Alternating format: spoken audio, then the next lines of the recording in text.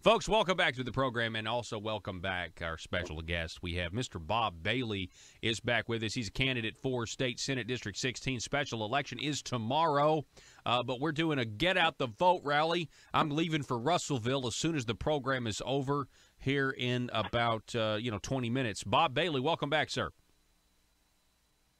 Good morning, Paul. Glad to be here. Yes, sir. Good morning. So how's the weekend going? Or how's the weekend been? I know it was probably a lot of door knocking and trying to get people on the phone and say, hey, we got a special election coming up. Yeah, that's pretty much all we've been doing the last few days. We've been fortunate to have several volunteers come in from various areas and do some phone calling with us and door knocking. And we've been busy, but we've been getting some help, so that's a good thing. Yeah. Is there still any, we've talked extensively on Friday and some today about the attack that you received, the fake news, them drumming up those Facebook posts. Is that having an effect, or is it having the effect that you think that was desired, or is it actually kind of backfiring on some people? Oh, it's definitely having an effect. I can't tell you how many people came by Friday and said, man, we never knew there was a special election. We never heard of you. We got to checking your Facebook, and we're voting for you. I've had people driving by in their trucks, thumbs up, and telling me, man, I saw it. I loved it. Thanks for being here. Thanks for giving us a choice. So, yeah, it's having an effect. Whether it's the one that they intended on or not, I'm not sure. But we've had virtually all positive comments about that little hit job and no negatives that I'm aware of. Yeah.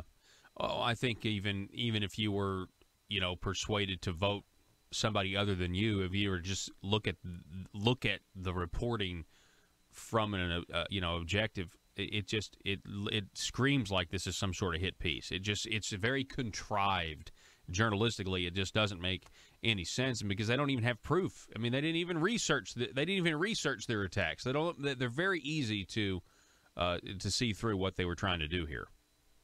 Well, I had a guy approach me, and he's on the radio up here quite often, and he said that was the most blatant misuse of public airwaves he had ever seen, and he had been making calls all the way up to the top of the line to voice his displeasure. Mm-hmm. And, if you got a little bit of a clue and you're paying attention, I mean, most people that I'm aware of read right through that stuff. I had several people come by and say, hey, man, we saw the big difference between you and your candidates, and if the governor doesn't want you, we're the one you're going to vote for. Mm-hmm. I mean, I can't even tell you how many times I've heard that. So, yeah. I think it's kind of been turned around on them. It's given us more exposure than we would have had without it. And from what I'm seeing and hearing out there at the booth in front of the election place, it's had more of a, hey, I'm here. Hey, I'm willing to fight for you guys. Hey, Asa doesn't want me here. And most people are saying, hey, you know what? We need some change. You're it. We didn't even know about it until they put this up there. And I've had a bunch of people thanking me, shaking my hand, saying, man, thanks for giving us a choice. Exactly. So, yeah, exactly. It's had an effect. We're talking with Bob Bailey, folks. He's the Senate candidate for Republican for Senate District 16. The election is tomorrow. Bob, when you were on the program on Friday, you mentioned the word servant, and somebody had said that you've got to have a servant's demeanor when you go down there, and you said something that I thought was really powerful. Matter of fact, we clipped it out and made a separate video of it, circulated that around Facebook. That servants do what they're told, and they follow orders basically just without any protests. And you said we don't need servants, we need leaders. Well, there's a time to be a servant, and there's a time to stand fast. And, when I think of being a servant, I'm thinking of serving the people that voted me in, not anybody else, not one man with an agenda, not several other people with an agenda, but serving what they want, what they need. Sometimes you just have to stand fast in the wind and buck up and grab onto something.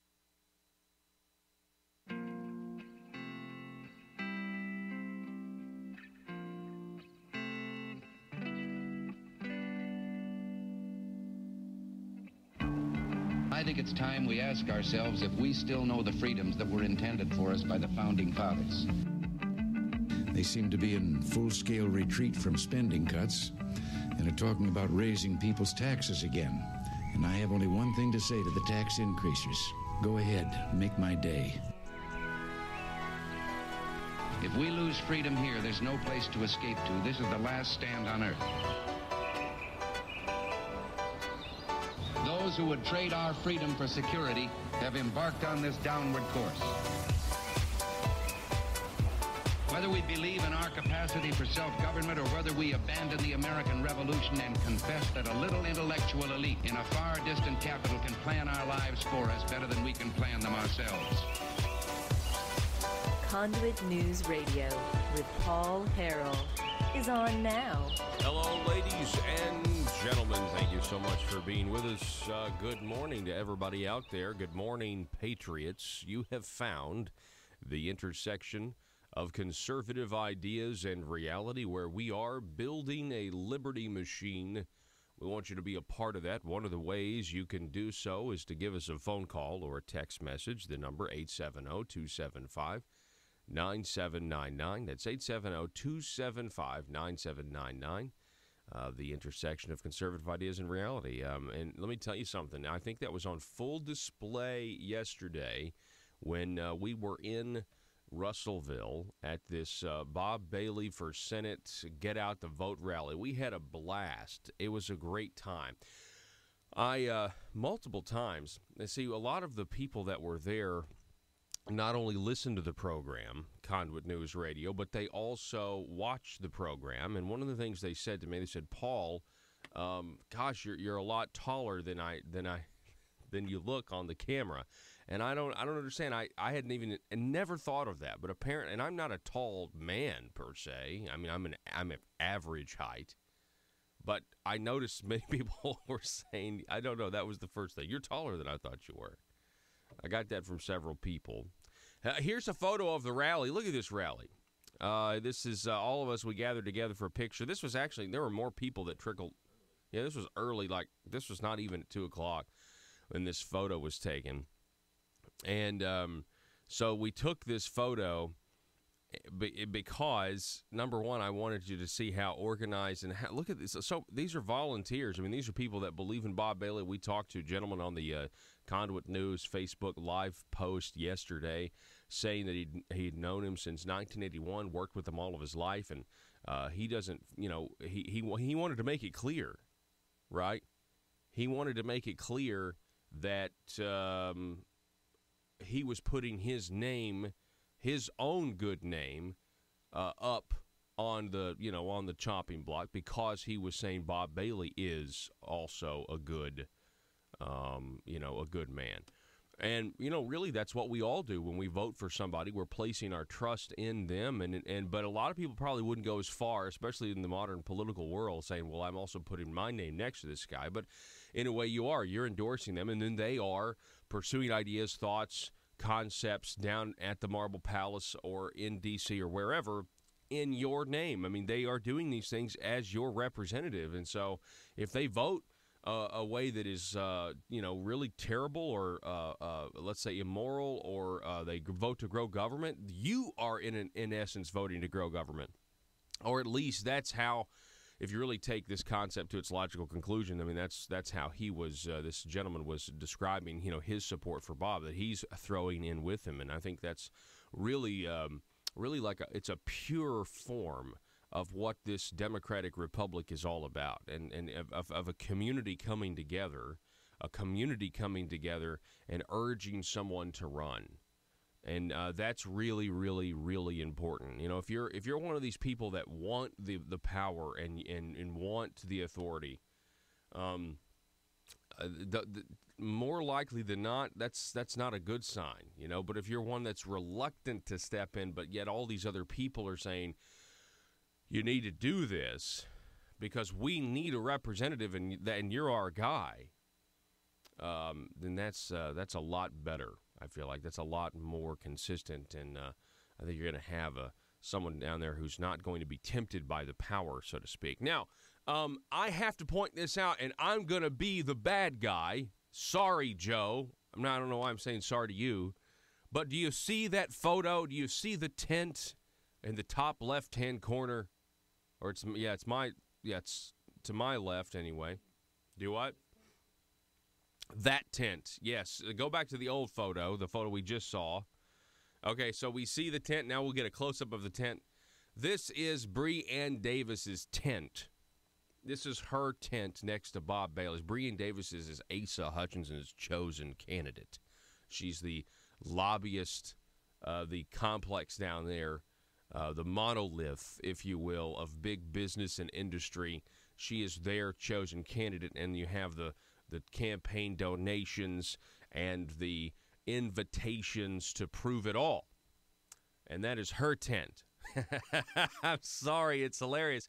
This photo doesn't even do it justice. Do you know why this photo doesn't do it justice? Hang on. This photo doesn't do it justice because you're not there. When you see this in real life, you pull up. I couldn't believe it. I pulled up, and I could not believe that Asa's candidate had a tent that looked like this. I mean, it looks like, this is what I said. Look, I know it offended somebody, but I said it looked kind of like, somebody who didn't have a home was living there when I first saw it, because that was my first reaction. Because in big cities, okay, hear me out, in large cities, their homeless population will eventually go and, in a park, and they'll put up tents, and then they refer to that part of the town or city as Tent City. So it is an apt comparison. I'm just throwing it out because that's what it looks like, okay? It looks very dilapidated. Yes. And it's tied to a pole. So in the middle of our Conduit News broadcast yesterday at this rally, we didn't get this on camera, but apparently Breanne Davis's tent blew over or collapsed or something. Joe, did you see it?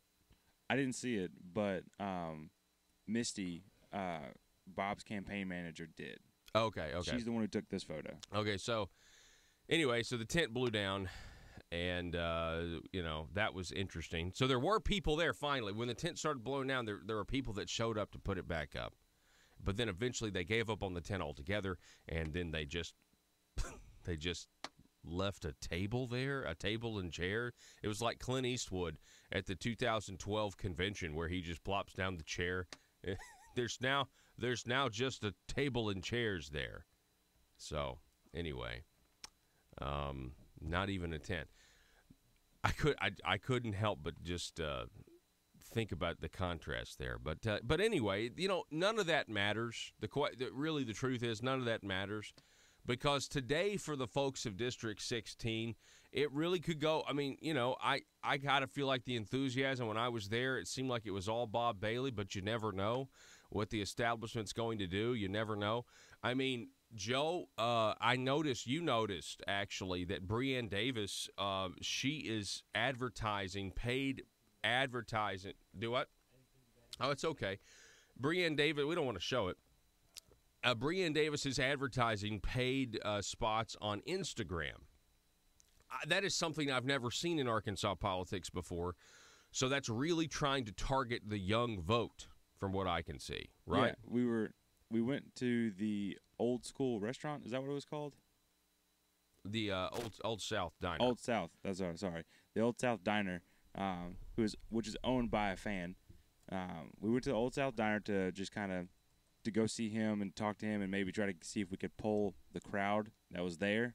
And when we were leaving, I was checking in on Instagram to see if anything had come up, and there was a Breanne Davis sponsored ad. I don't follow her. I don't do anything like that. It just showed up on my feed, and I was like, what is this? Yeah, you must have, yeah. I screenshot it and everything, so I had record and of it. And this was interesting. Yesterday when we interviewed Bob Bailey, he talked about the Second Amendment for a very long time, and what did this Instagram ad say? It was about that she's a proud supporter of the Second Amendment or whatever, you know what I mean? I mean, I think they know where they're deficient, and that's with the conservative base. But I just thought to myself, what in the world I've never seen somebody advertise on Instagram. You don't really think of folks that use Instagram as going to be, a lot of voters out there, but maybe that's their play. I don't know. So maybe they're trying to get younger people. And here's the thing: that little tent, well, the non-existent tent that she has, and the and the table that's there. I don't know if you're going for the younger audience. Maybe you could hand out Tide Pods if you vote. You could come vote for Breanne Davis and get your free Tide Pod. I mean, that's what all the young folks are doing, right? They're eating Tide Pods. I mean, that would I'm just saying, if you're going for the young vote, that would take your strategy to the next level, and we're handing out Tide Pods. Just saying.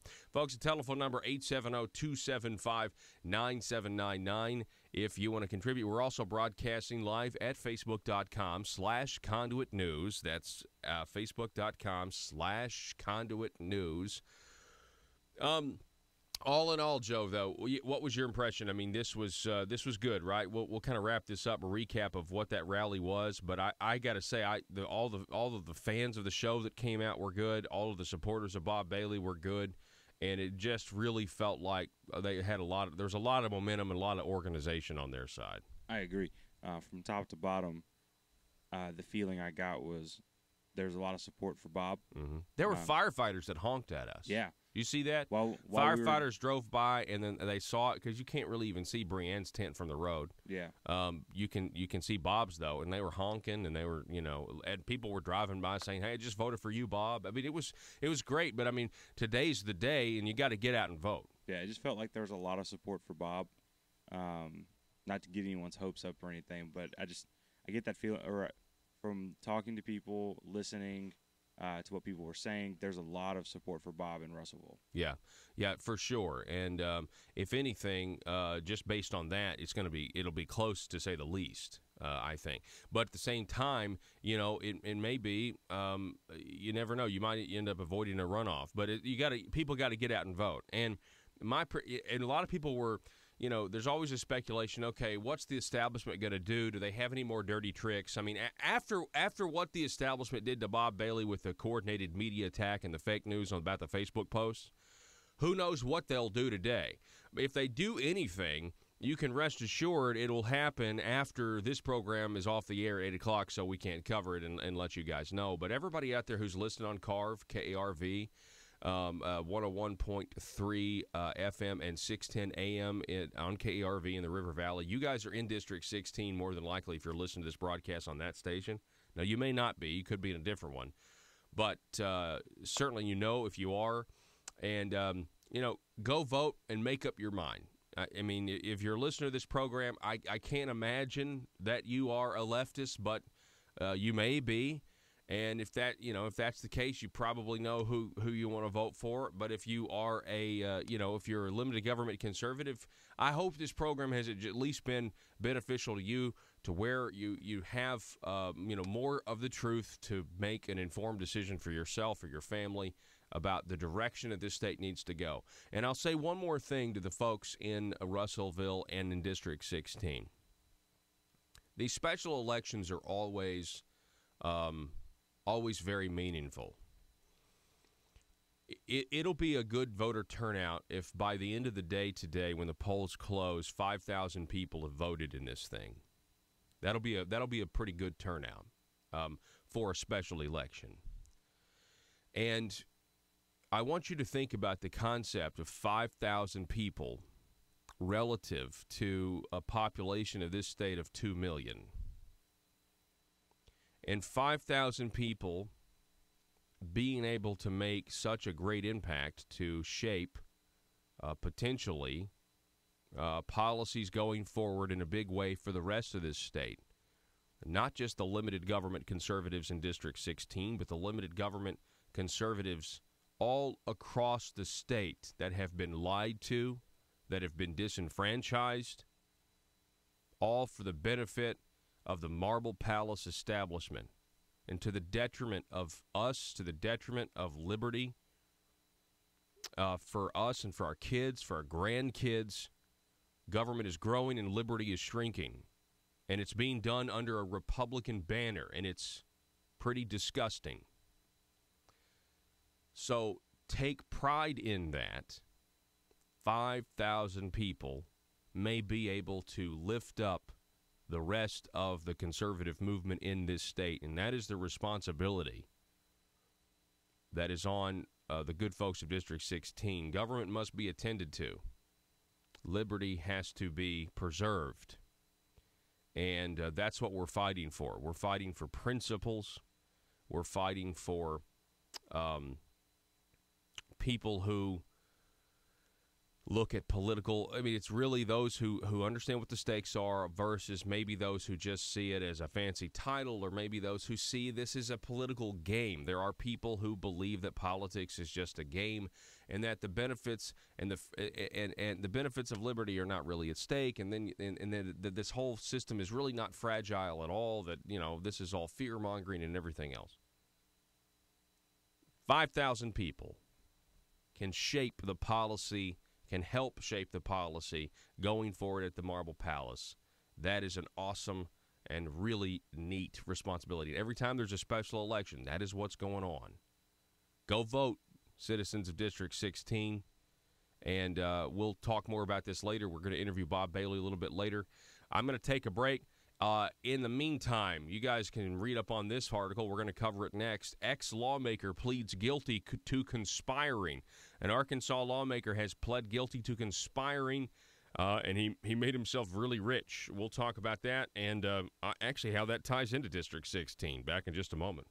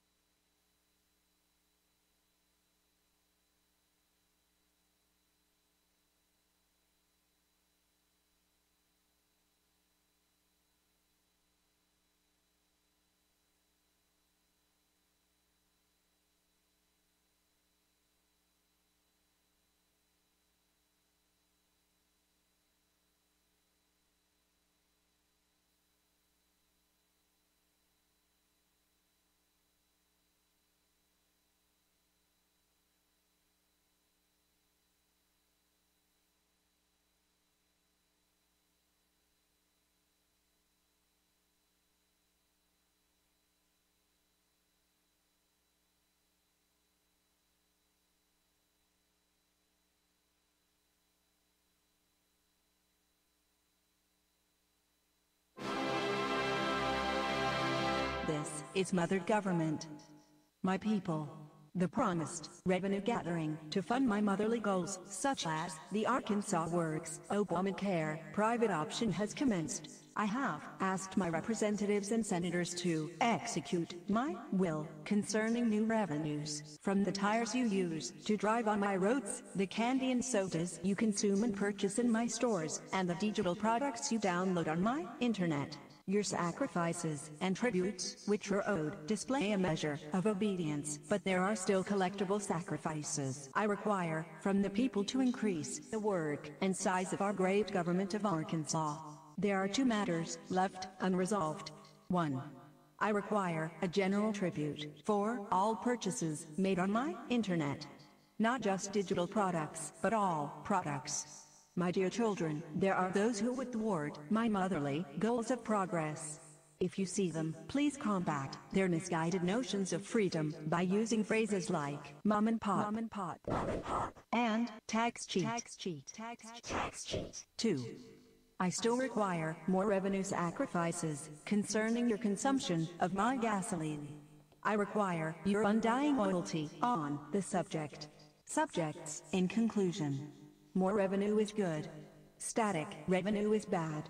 This message was brought to you by your stewards, aristocrats serving Arkansas.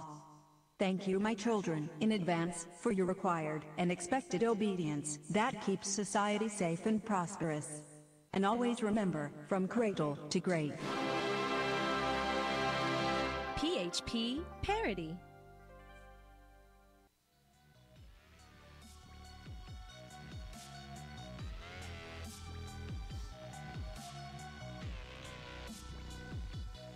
Need your daily news fix? Don't forget to tune in to Conduit News Radio with Paul Harrell. Aristocrats serving Arkansas. Serving is a Well, it depends on how you define the definition of the word serving. Tim on Facebook writes, the voters in District 16 can send a message to Asa and the establishment. Yes, they can send a message to the aristocrats serving Arkansas. They certainly can. That's a big deal. I mean, back to this whole idea of 5,000 people. Think about that.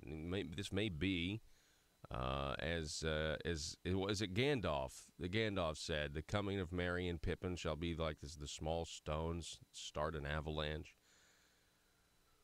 Pretty big deal. We'll see. I don't know.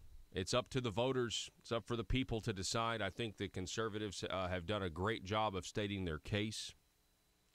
And it's up to you guys in District 16. It really is. Okay, what do we got next here? Ex-lawmaker pleads guilty to conspiring. Now, this is former state representative Eddie Wayne Cooper. Did he always go by Eddie Wayne? Why put that middle name in there? The guy didn't kill anybody. You know how they always put the middle name?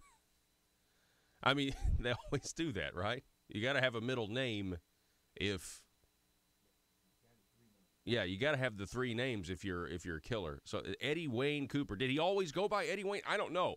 He was a state rep from 2011 to 2017.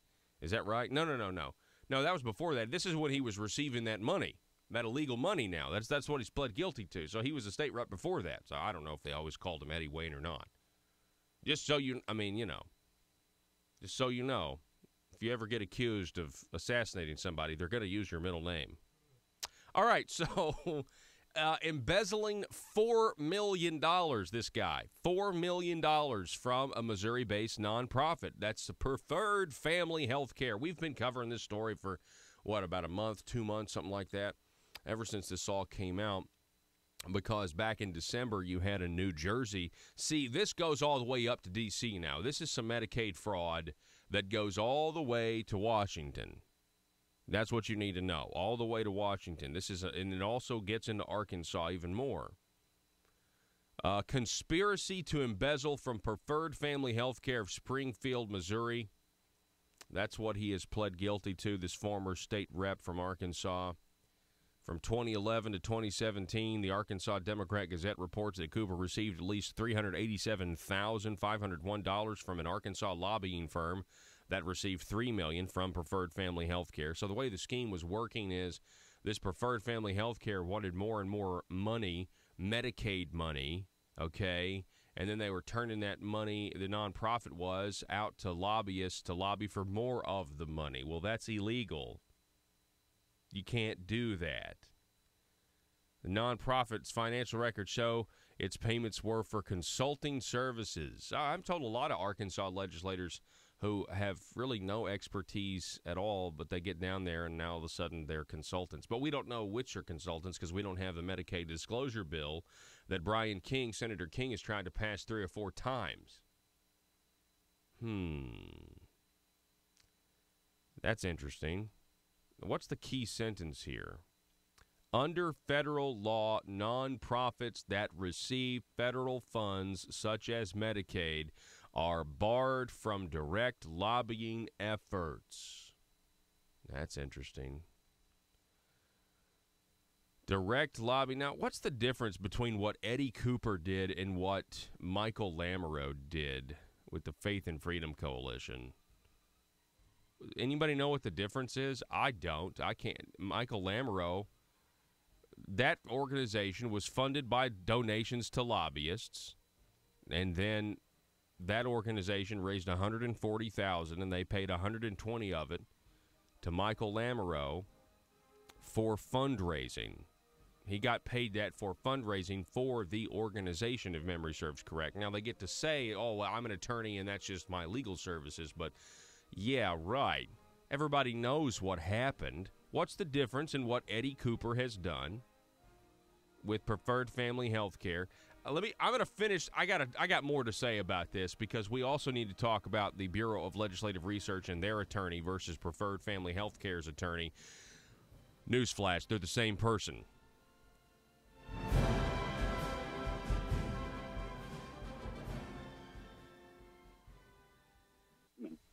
Fight for what you believe. That's not the time to be a servant. You're exactly right, and right now, and I think honestly, I'm glad in a way that this fake news attack happened, because I think it made us all realize how desperate they are, how valuable they see this seat is. I think it maybe even is. Correct me if I'm wrong, Bob, but I mean, I think you realize that the stakes are pretty high right now as well, right? I mean, after the links, to see the links they're willing to go to. Yeah, I see them. I mean, they're. I'm not going to lie. I didn't think they were that desperate down there. This just shows to illustrate that they are. Oh, man. They're wanting this Obama stuff, Arkansas work stuff to pass. Mm-hmm. He's already, the governor's already come out and said, hey, if I can't get it here, we'll do a special election. Well, you know how I think about special elections. I think if you can't get something to pass in a regular session, going around it and having a special election where less people vote. Special session. Special session. I think that's deceitful. I think it's political trickery, and I don't like that either. So we're going to be at this Get Out the Vote rally. It's today at 2 o'clock. It's in Russellville down on Main Street. It's the parking lot by the Brangus Steakhouse. So you guys come on out. Everybody that's listening across the state, feel free to to immigrate to the great city of Russellville. But those of you who are in Senate District 16, who are listening right now on 610 AM and 101.3 FM, KARV, or those of you listening on Facebook Live or YouTube or any of our other platforms, you guys feel free to come out. I'm going to be there. I'd love to meet you guys, but I think you really need to meet Bob Bailey. Now, Bob, tell us real quick, because I've got activists from all across the state who are interested in helping you. And I have one who's texted me and said that they're planning to go to Russellville to help make phone calls. Can Bob announce where you can go to make phone calls if you want to help the campaign? Yes, I've got a young lady that is specifically set up to do that. We've been doing that in one of the local churches, and when you get up here, we'll tell you where that's at. You can go there, announce your intentions, and she will hook you up. Okay. I mean, we've got phone banks going pretty much all the time, and the woman that's doing this, Rachel, is very efficient at what she does, and that would be great. I have another text from another activist wanting to know if they can help you phone bank, but can they do it from their home? Is that do we know if that's a thing? I'm not sure about that. Okay. We'll figure it out then. I don't know. Okay, we'll figure it out. That's a good question though. I think that there's a lot of people that want to help, but maybe they can't actually get to.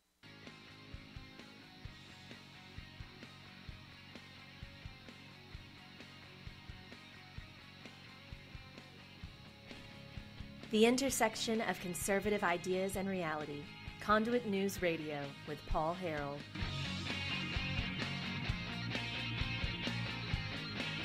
All right, so what is the difference between this ex-lawmaker, Eddie Wayne Cooper, and what he did? He pled guilty to conspiring with lobbyists and this Missouri-based preferred family health care. All right. He received at least $387,000 from Arkansas lobbying firm that received $3 million from Preferred Family Healthcare. So Preferred Family Healthcare gets Medicaid money, and then you're not supposed to lobby with that, okay? Under federal law, nonprofits that receive federal funds such as Medicaid are barred from direct lobbying efforts, and yet that's exactly what they've done. And this also encompasses general improvement funds. But all of this to be said, what's the difference in between this and what Michael Lamoureux did, getting lobbyists to fund the Faith and Freedom Coalition, that then in turn raised $140,000 that year, and $120,000 of it went to Michael Lamoureux. What is the difference? Oh, by the way, Michael Lamoureux and crowd supports Bree Ann Davis. I mean, just look at what the support is. Look at who is supporting who. You may be, and that's in that case. I think, some people don't even really know what they've gotten themselves into. Okay, so what did these lobbyists do? What did these Arkansas lobbyists do for Preferred Family Health Care? Well, according to Doug Thompson, they were supposed to get grants and other funding, including money from Arkansas's General Improvement Fund. This is according to a statement from the U.S. Attorney for the Western District of Missouri. Eddie Wayne Cooper, who was from Melbourne, he was the head of this, or one of the heads, executive, I guess, Preferred Family Health Care, and from 2009 to 2017, and he was also a lobbyist. You see, all these guys, they're just real talented. They're able to wear multiple hats and juggle different things and making sure that money keeps coming in. Now, okay, what about Preferred Family Health Care? Well, the three, at least in the court documents, the three unnamed executives, but of course we know that is the Goss family, Tom Goss of Springfield, Missouri, his wife, Bontia. Those are the chief financial officer and the chief operating officer, and they've been suspended for a while, the senior management team. These are the executives that are named in this. And this, okay, so to give you a flashback here, we found out last year, late, that the Bureau of Legislative Research here in Arkansas, which is a bunch of attorneys that write the bills for the legislatures. You're a legislator, you come, you say, I got this idea. The Bureau helps you craft it, how that's going to it's a valuable service in that regard because you got to know how this law is going to affect all the other laws on the books and how it all fits together and that sort of thing. Well, there's a huge FBI investigation going on in the state of Arkansas. It's got a lot of people sweating. If you see a bunch of people losing weight, it's not because they're on Weight Watchers. It's because they, are paranoid that, somebody like Mike and Neil's wearing a wire or has got a new microphone pen. And that all has happened, by the way. Just so you know, go look all this up. These references are not just made up out of thin air. So the FBI is investigating, and they started with general improvement funds, and then you're told, I've got sources that tell me at the Marble Palace that the investigation branched off into Medicaid fraud, and here we go. Here's some Medicaid fraud right here that's ensnaring Missouri, a company in Missouri, a guy in New Jersey, and a guy in Arkansas. And don't think all of this general improvement investigation doesn't also encompass John Woods and his public corruption trial, as well as Mike and Neil and his plea, and Jake Files. These are all folks who thought they could just, at the very least, they thought they could just use the taxpayers as their own personal savings account, as their own personal credit card, or whatever you want to call it. So as the FBI investigation continues, they approach the Bureau of Legislative Research. And the Bureau of Legislative Research is kind of inundated, we're told, and they don't know how to respond to these requests from the FBI. The FBI is requesting documents. The FBI is requesting documents that I think are correspondence between Bureau members and legislators. And I think the Bureau members don't want to give those documents up because they maybe have to work with this legislator again in the future. So this is maybe one psychological reason. And so the Bureau of Legislative Research goes before the Arkansas Legislative Council, and they say, we need authorized funding to hire an outside counsel. And this outside counsel is going to handle correspondence and communication with the FBI and, determine whether or not we're going to give over these documents that the FBI is wanting in their investigation into public corruption with lawmakers. The attorney that the Bureau of Legislative Research hires and is approved by the Arkansas Legislative Council is one Jane Duke. And it just so happens that later, towards the end of last year, we found out that Jane Duke is also the attorney for Tom and Bontia Goss, or the attorney for Preferred Family Health Care, whichever way you want to look at it. This is a massive conflict of interest, considering that in the public corruption trial of John Woods, it's been reported that Jane Duke is actually advising and preparing Bureau of Legislative Research witnesses in the case, or testifiers or whatever. I'm not an attorney, so you'll have to forgive me. I'm not an attorney, but I can see a conflict of interest when you know it when you see it. And you're not going to believe this. Republican Bill Sample, who is on the Legislative Council, when this was all brought to light, you know what he said? He said, well, if the Bureau of Legislative Research is happy, I'm happy. I think that's a completely, I think you are trying to dust something under the rug, and I don't know why you would ever say something like that. I don't know why you would ever be so, why would you be so flippant when there's a federal investigation going on over general improvement funds as well as Medicaid fraud, and we're using the same attorney with this Missouri-based outfit and the Tom and Bontia and the Arkansas Bureau of Legislative Research? That doesn't make any sense to me. I would love for someone to explain why I'm wrong.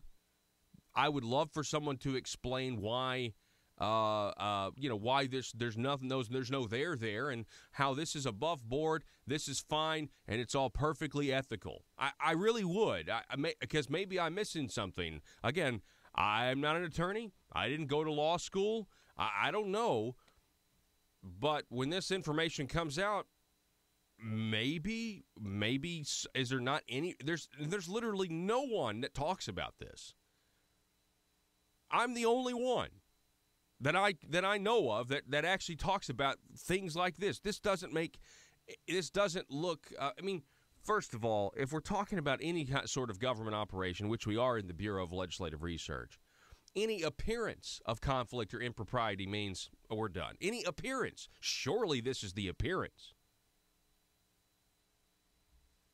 Let me know what you think on this whole situation. Now, again, the news today is that Eddie Wayne Cooper, this registered lobbyist, he pled guilty to conspiring, to lobby and to get money for preferred family health care, which is not supposed to do this because they get federal dollars. You can't take that money and then turn around and lobby, and that's exactly what they did. So the three unnamed executives, they conspired with Cooper to pay the lobbyist firm $3 million. Another $1 million, this is Doug Thompson, of Preferred Family's money went to lobbyist Donald Andrew Jones. That's the New Jersey guy of Willingboro, New Jersey. He pled guilty back on December 18th to a similar charge of being paid for illegal lobbying services. Okay, and he got like payments of $45,000 and $63,000 in kickbacks. No. Jones, this New Jersey guy, paid Eddie Cooper, former state representative Cooper, $45,000 and $63,000 in kickbacks. Okay, that's what the plea document said. Boy, I'd love to look at some pleadings in the John Woods case. Wouldn't you guys? According to Arkansas Secretary of State records, Cooper was a registered lobbyist for Cranford Coalition. And now that is Milton R. Rusty Cranford. Okay, he's a resident of Rogers. And, of course, Doug Thompson writes that they couldn't get him to answer the phone. And this all ties in. Cranford ties in with the John Woods case just because, Cranford was mentioned in that case because of this company called AmeriWorks. If you go look at the Secretary of State documents and who's the chief executive of AmeriWorks, it was Cranford. And so that's interesting. So see how this ties in? Once you get to Woods and AmeriWorks, then you get to Mike and Neil, who pled guilty, and it all just gets really, really muddy after that. So anyway, that's the news.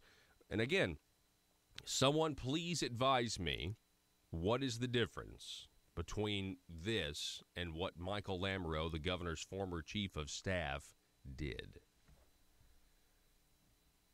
Getting $120,000 when that's funded by lobbyists through a nonprofit. That's the same thing. It's the same thing. I mean, how many of those lobbyists were paid for Medicaid money? Again, who knows? But we'll see. Sound off on Facebook. It's facebook.com/Conduit News or 870-275-9799. You can call or text. People on Facebook saying white-collar crime. Yeah, well, hey, check this out. Have you seen this stuff? I saw this Facebook post by Gene McVeigh. Did you see this? Joe?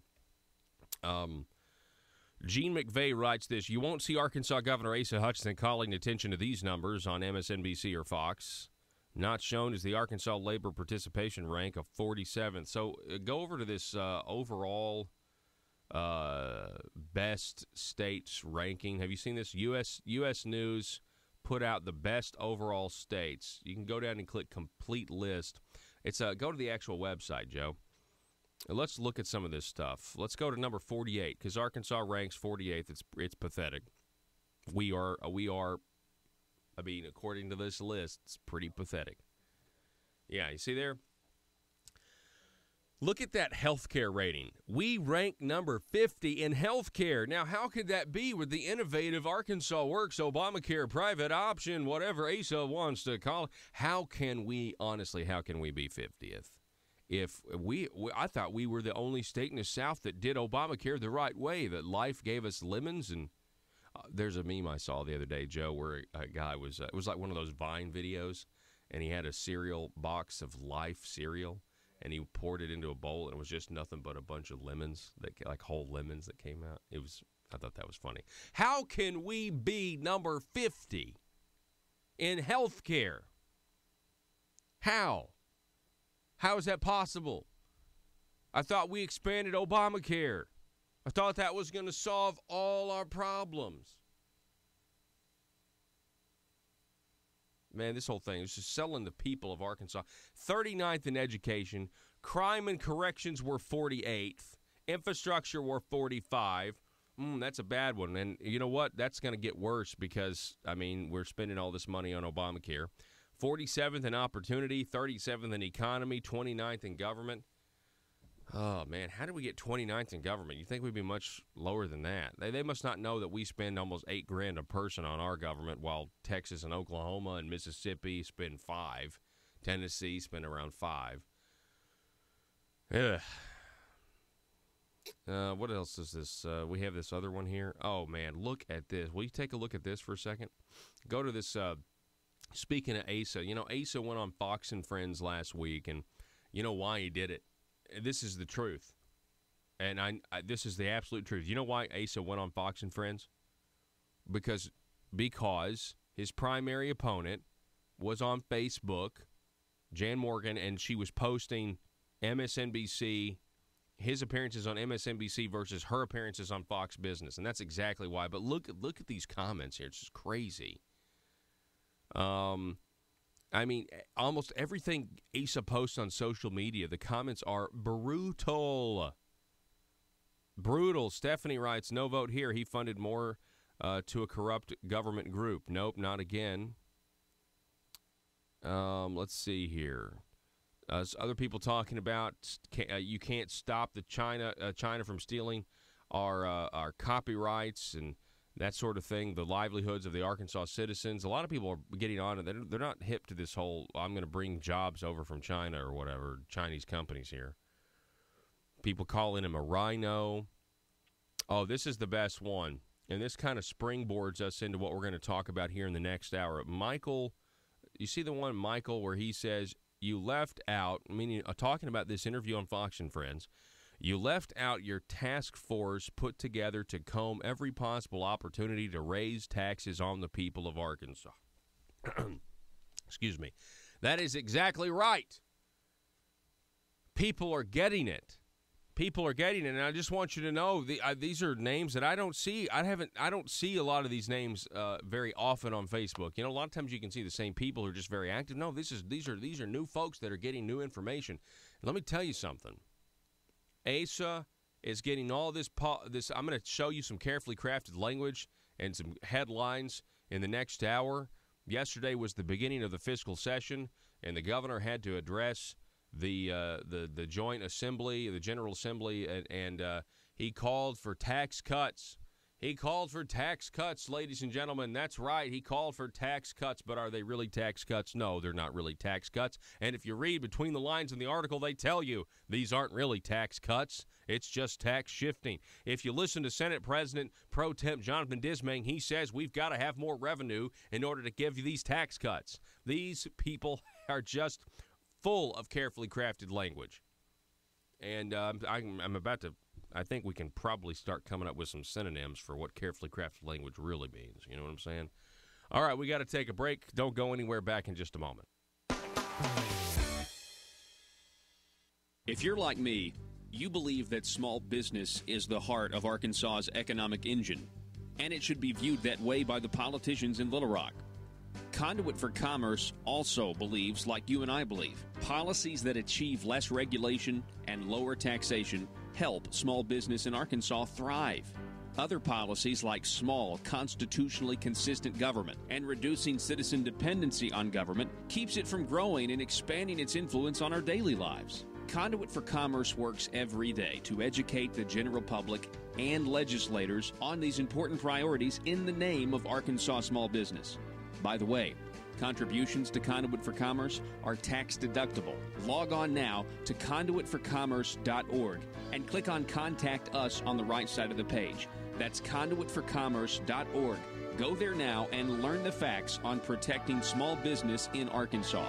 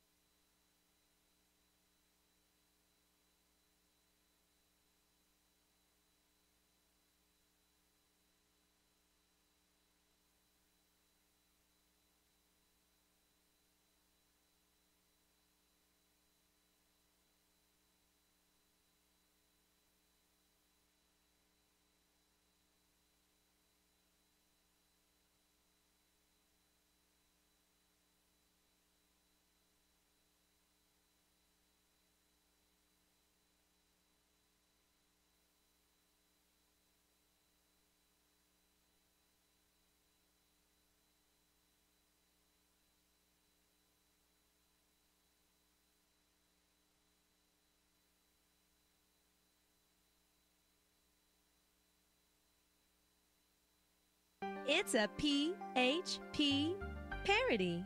Hey, man, you got any of that marble rock? Yeah, I've got the hookup. Thanks. I need a fix real bad. I'm itching to grow some government. How much you need? I'm gonna need a taxpayer's dime bag. No problem, sir. 1 taxpayer dime of marble rock. Enjoy. Thanks, man. They don't call it Little Rock for nothing. Am I right? Did you know your state representative or state senator may be addicted to growing government? The drug is called marble rock, and too much of it will cause marble fever. Watch for the warning signs. Does your legislator suddenly display a lack of humility when faced with basic questions? Does he or she suddenly develop hubris and pride that was not present during the campaign for office? These are signs they might be smoking the terrible drug, marble rock. The solution? Detox. Vote for detox. Vote to send them home for their own good. Warning! Some politicians once voted out of office will not go home and stay in Little Rock to get their fix by lobbying, also known as the Burris Syndrome. PHP parody.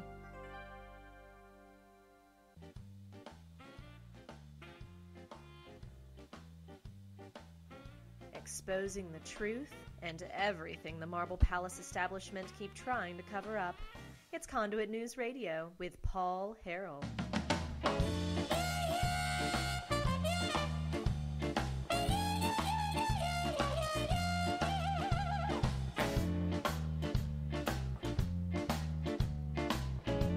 All right, if you're just joining us, just want to remind you that today is Election Day for the good folks in Senate District 16. That is those of you likely listening, or if you are listening to KARV in the River Valley in Russellville, 610 AM or 101.3 FM, you are likely in Senate District 16. You may not be. Because we reach that, this signal reach. Actually, I mean that the AM signal of KARV. I mean it reaches in the daytime. I was listening in White County the other day. That's what a monster this thing is. So yeah, but if you're in Russellville proper, you're going to get that signal really good. Matter of fact, Joe, if you can, let's go ahead and throw this up on the screen. If you can go ahead and Google. Just go ahead and get Senate District 16 for us so that we can actually highlight, which counties we're talking about here and maybe conceptualize that for our online audience and that sort of thing. Maybe we'll get to that in the next hour. So the governor, listen to this headline, John Moritz headline, governor issues tax cut call. And I've been thinking about this headline ever since I read it. That's meant to communicate. I mean, that communicates that what? The governor is for tax cuts. Yeah. But I'm just trying to figure out, how would you write this headline and it actually be accurate? I mean, is it really? Because people say, well, we don't want to have a political agenda. Is it a political agenda to accurately describe to the people what is actually being proposed? And then it's like, well, what's the definition of a tax cut? Well, is my definition of a tax cut, which actually means less money going to the government from the people, is that really a politically ideological concept? I'm serious. Like, is that, or is a tax cut if the politician calls it a tax cut? As long as he uses the phrase tax cut, the media says, okay, all right, and that must be what it is. It's a tax cut. They use the word, they use the phrase. I want to cut taxes. Oh, okay, that's what it is. And I guess at what point, and I know we're dealing with the mainstream media here. I'm talking about, like, in a perfect world, I'm just trying to figure out, like, at what point would a journalist say, okay, is he really talking about a tax cut? So instead of, the headline is matter of fact, governor issues tax cut call. Well, not really. He's not really, because if you read the full article of what you wrote, John, at the end of the article, they say they got to raise taxes in order to cut taxes. Well, that's not a tax cut. A tax cut, I don't care how you define it, any shape. We're going to talk more about it, but at the top of the next hour. But any way you define it, it means less money going to the government, not the same or not more, which is what's really going to happen. Make no mistake about it. Oh yeah. We'll have to get to this next hour too, because we got a conservative future coming up at 7:05. Mr. Hunter Rivet is going to be calling in for a conservative future segment. So we got that coming up at 7:05. Then we're going to get to the rest of this bogus article. I mean, it's just sad. It really, really is. Let's see. What else do we have here? Let me go to the Facebook page real quick. All right. Tim writes, we got to raise taxes so we can cut taxes, said no conservative ever. We have to raise taxes so we can cut taxes. You're exactly right, said no conservative ever. I agree, but I just have a feeling that if you were to honestly critique, like, one of these journalists to their face and say, are you really reporting the facts? Are you reporting the reality of the situation? I think their knee-jerk reaction would be, well, no, you're wanting me to report your ideological interpretation of this. I'm just reporting what he said. It's like, okay, you're reporting what he said, but you're also then, your headline is communicating something that is not the reality. I don't care what your ideology is. Okay? I guess it really is going to depend on what your definition of a tax cut is. If it's just being able to say, well, we took this specific area and we cut taxes, then that's a tax cut.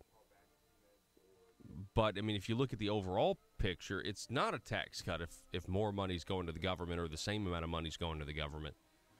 I don't know. They're going to say that, they don't want to promote an ideology, but in reality, they are promoting an ideology. They're promoting the leftist ideology.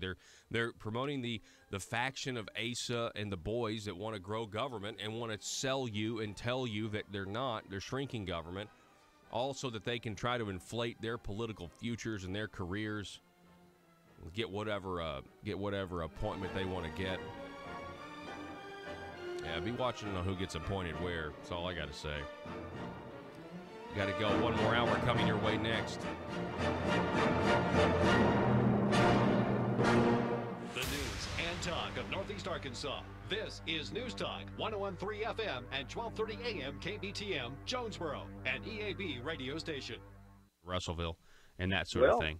So certainly they could get on their phone, call everybody they know that can vote up here and say, hey, vote for me. Yeah, or just go to the, a lot of people want to know what they're voting for. I respect that. I appreciate that. Just tell them to go to our website, Bob Bailey for Senate 16 on Facebook, and click on the issues and see exactly where we're standing at. Yeah, that's right. That's good. So let me just ask you this. Can we is it possible that you have, I mean, obviously Arkansas Works is a big issue, and we've talked about that a lot. But I also know, and I want to remind everybody, I mean, but your business is firearms, right? So you are a staunch supporter of the Second Amendment, and I mean, it is what it says it is, right? I mean, and so that's your position on that. Well, you know what I tell people there? I say, go to my other firearms page, Bailey Signature Firearms, and check it out and remove all doubt. Yeah. I mean, what do we say? I was just, like last week, I was interviewing Dan Wass in his book, Good Gun, Bad Guy, right? Isn't it funny, though? I mean, because it's all about the mindset of the anti-gun radicals. But isn't it weird?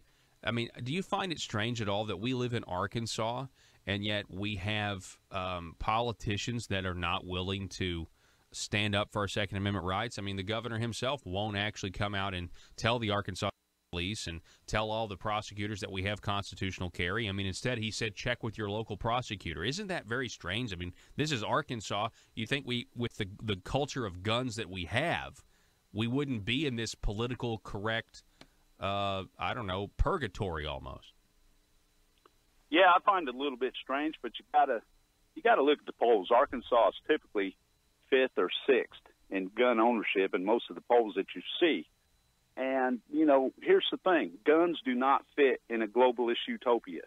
So depending on your political bent, if you're a globalist, you're not going to come out and say, hey, I'm a globalist. You're going to act like a globalist. You're going to vote like a globalist, but you're going to say, well, I'm a Republican conservative. And you're going to attack the Second Amendment any which way you can. And that's what it's about. That's what I'm seeing, And people that attack firearms, that gives you a good indication of where they are at on everything else. I mean, it's that simple. Mm-hmm. Yeah.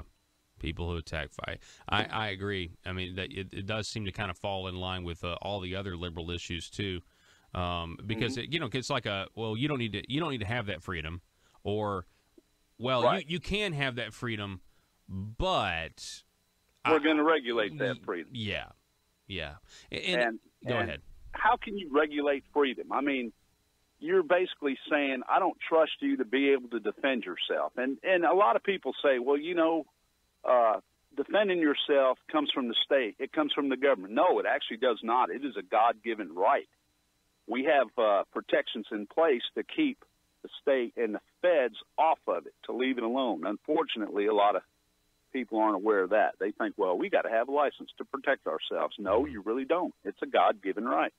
Yeah, we really don't treat the Second Amendment like we treat any of the other amendments in the Bill of Rights. Well, a lot of people have a hard time understanding shall not be infringed and what that actually means. Mm-hmm.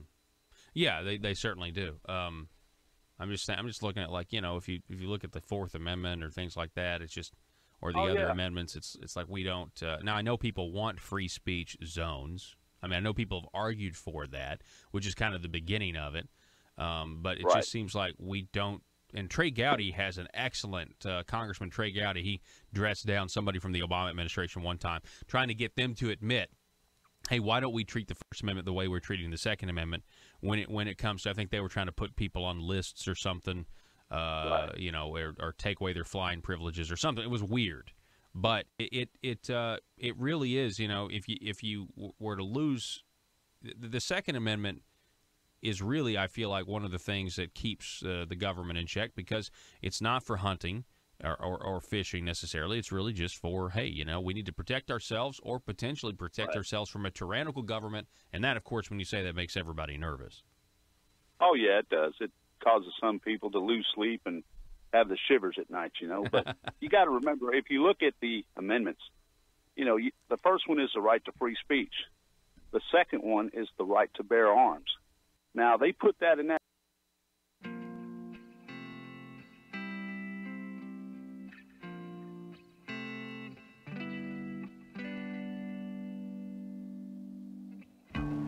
I think it's time we ask ourselves if we still know the freedoms that were intended for us by the Founding Fathers.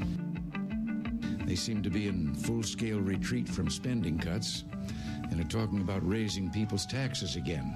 And I have only one thing to say to the tax increasers. Go ahead, make my day. If we lose freedom here, there's no place to escape to. This is the last stand on earth. Those who would trade our freedom for security have embarked on this downward course. Whether we believe in our capacity for self-government or whether we abandon the American Revolution and confess that a little intellectual elite in a far distant capital can plan our lives for us better than we can plan them ourselves. Conduit News Radio with Paul Harrell is on now. Those beats are dope, Joe. Hey, welcome to the program. Good morning to everybody out there listening. My name is Paul Harrell. This is Conduit News Radio. More importantly, the intersection of conservative ideas and reality. We don't just want to talk about the ideas. We want to see them implemented. We don't want people to just get elected on popular conservative policy. We want to actually see them do it, not come back to us with excuses as to why. We're building a liberty machine. We want you to be a part of that. 870-275-9799. You can also head on over to Facebook.com/Conduit News. That's Facebook.com/Conduit News, where we are broadcasting live. And we got some folks up there listening right now. Okay, let's get to it. This sound means what it always means, and that means time for our Conservative Future segment, which is a time where we want to highlight young conservatives, try to give people hope. Please welcome to the program, we have Mr. Hunter Rivet with us. He is a young conservative. Hunter, welcome to Conduit News Radio. Hey, man, how y'all doing? Doing good, Hunter. Now, tell us a little bit about yourself. I had the privilege of meeting you yesterday when I was in Russellville at that Bob Bailey for Senate rally. And so tell us what brought you out to the rally, and you're from Russellville, correct? Well, hey, we had a good time there yesterday, didn't we? Oh, absolutely. It was a blast getting to meet everybody. Yeah, there's some good people there. Well, hey, Paul, I'm originally from Eureka Springs, actually. Uh-oh. And Eureka yes, Springs. Now, I'm from the northwest part of the state, and I'm from a part of Harrell County that you might not get too many young conservatives out of. Yeah, okay. That's fantastic, Hunter, because I was about to say, Eureka Springs, I've kind of always heard that that's kind of a liberal fortress or an enclave. Fortress? Yeah, it's yet to be briefed. It's definitely a fortress. But I go to school at Tech in Russellville, and so I've lived there for the past couple years, and have recently become involved in local politics. We were involved up there in Carroll County with Brian Key, and I mean, you know Brian, he's a stud, and he's definitely one of the cogs in the liberty machine.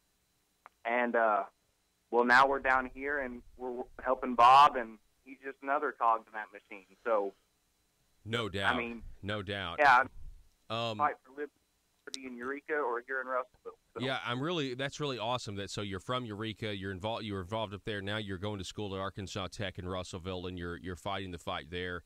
It's really, really important. I was saying in the first hour, this is election day for the people of Senate District 16. You have an establishment candidate, potentially two establishment candidates, because they said they're going to support Asa, and when it comes to this Arkansas Works mess, and then you have Bob Bailey who says no. And so he's clearly the anti-establishment candidate. He hasn't received any backing or money from Asa, which is a great sign, versus the opponents that have gotten all this lobbyist money from the monolith that is Little Rock. And I would just say that, last hour, it's really, really awesome responsibility for the people of Senate District 16, because when everything's said and done tonight and the polls are closed, If there's 5,000 people that have voted in this special election for this vacated seat of the late Senator Stanridge, it'll be pretty good turnout. 5,000 people, though, Hunter, have the ability to affect and give reinforcements to the grassroots conservative movement all across this state, not just in the Senate District 16. So it's a very, very, very important race today. Right. And what it's going to boil down to, really, is do you want someone who's pro-liberty, anti-establishment, anti-ASA? I mean, the opposition who's received ASA money, it's kind of like one of those bad tattoos you get and you regret it. I wish people could see the bad tattoo of the ASA money. And the money's bad, Paul. It points out who's going to be the ASA lackey, who's going to do, oh, I vote ASA, I support ASA. Who's going to do the search lurch? Who's going to say, you know what, we don't need special election reform, I'm lurching out of here. Mm-hmm. That's not Bob. Yeah. Bob is anti-establishment. He's going to do his own thing, but I promise you his own thing will be for the people in Senate District 16. He will not be a servant to the leaders down there at the Marble Palace. He's not going to get addicted to the Marble Rock. It's Bob. I mean, it's no one else but Bob. Yep. And while it is unfortunate that 5,000 people particular order or for so a reason. will decide this way, I Because wish more if would you get want out. to have To those 5,000, the choice is clear. The choice is really clear. Yeah. Now, Hunter, I get the feeling you're using terminology, Marble Rock, Marble Palace. You're a longtime listener of the program. Hey, as soon as I came down here, that's all I listened to, man. Well, I really do appreciate it. I really do appreciate it. Right now, Joe is showing us a picture of the rally, the very beginning of the rally where we took a photo. And I just got to say, first of all, Bob Bailey's tent outside that early voting location is just a really great location. You see me and Bob there together. And then if you look behind, you see what is Breanne Davis's tent, which is completely unmanned. And I just want to say, like, is that the way it is all the time? I mean, it was that way most of the day yesterday. It was just nobody was there. And I didn't know if that was the Breanne Davis campaign stop or one of those places where you can get a free Obama phone. I wasn't sure what was going on. Oh, but burn. Get your Obama phones and your Tide Pods. Here, vote for me. I thought if they were giving out Obama phones, there'd be a huge line. So it's even worse than that, man. I hate it for her, but dude. Wow. Oh, wow, I like that. Okay, so Hunter, tell us how do you become a conservative in Eureka Springs, man? Come on, tell us about that. That doesn't make any sense. Well, here's the thing. I didn't live in town. I lived outside of town. I actually lived northeast of Eureka Springs, and we grew up in the mountains, just me and my family, and we always had to work. We fixed what we had to, and we hunted and we fished, and we mind our own business. We didn't care what other people were doing. When you really get down to it, conservatism is the idea that less government equals better. And the funny thing is, I think when you talk to a lot of people, they really say, well, that makes sense historically. More government didn't really work for China or Russia. 292 million people dead at the hands of government. That would mean maybe less government would be better. What it boils down to is less government equitable to more freedom, or is more government equal more freedom? The choice is clear to me, and that's really what conservatism is. Is do we love people? Do we love the ability to succeed, but the freedom to fail? Do we love that choice, and do we love the free market? When all those things get together, you get conservatism.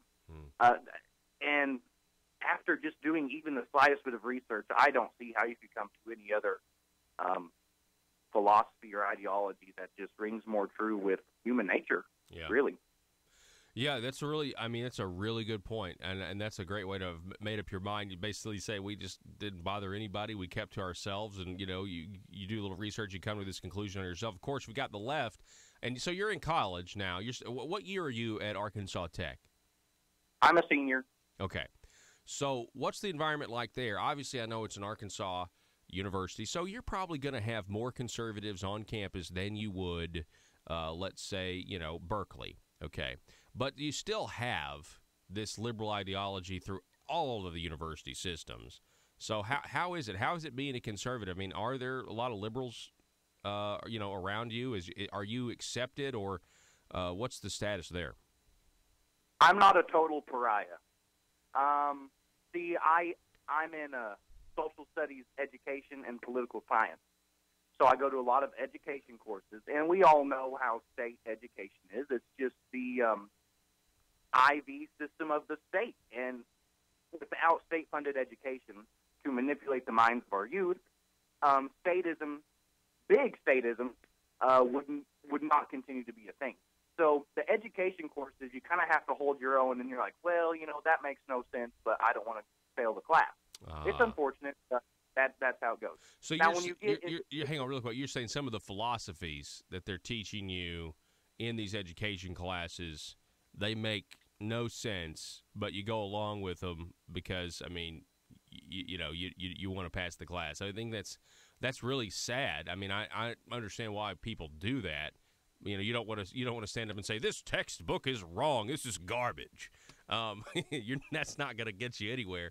But that is an interesting, state of the affairs in the education community right now. Well, in education, the current trend is the rebirth of social Marxism, and that class is inherent, and we must do everything to equal the classes, and that's not right. But when you get to the social studies and the political science and the history,